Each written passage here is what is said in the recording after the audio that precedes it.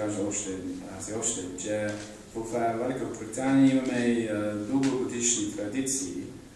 Мисля, че първите пансиони и училища са създадени преди повече от 1000 години. Но това не значи, че ние живеем в миналото или че се интересуваме само от традиции. Защото мисля, че също британските пансиони и училища са модерни места, в които хора могат да учат. И те не само за британците. От повечето има 80 000 студенти в пансиони и училища в Великобритания. И от тях един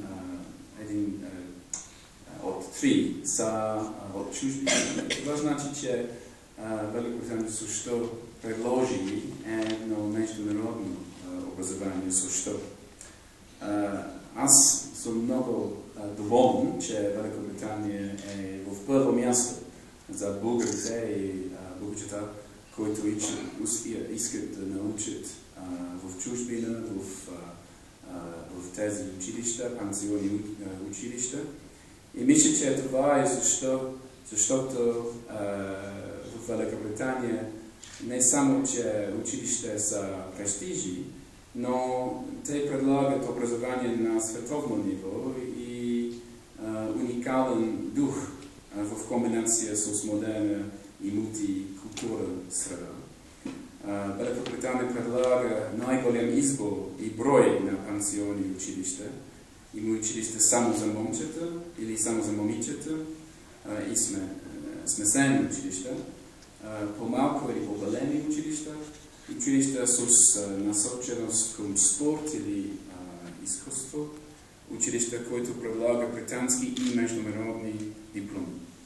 И може би също е важно да кажа, че учениците в Великобритания придобиват квалификации, които са наистина търсени от университета. След завършване повечето български ученици продължават образованието си в престижни британски или американски университети.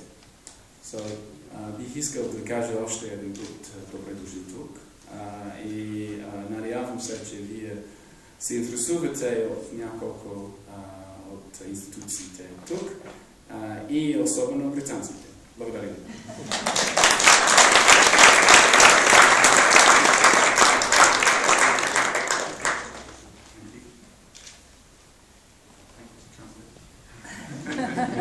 Много благодаря на всички, благодаря на господин посланника. Сега продължаваме с презентация на St. Clair's College. Презентацията, който желая да чуе, на горния етаж в зала Вила ще бъде.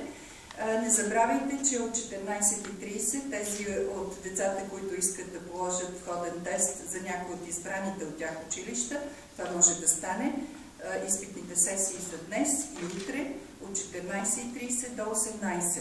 Ако времето за вас не е удобно, тогава може да посетите офисите на Skylines и на Атланта, за да положат децата изпити в удобно за вас време. Благодаря за вниманието и хубав ден!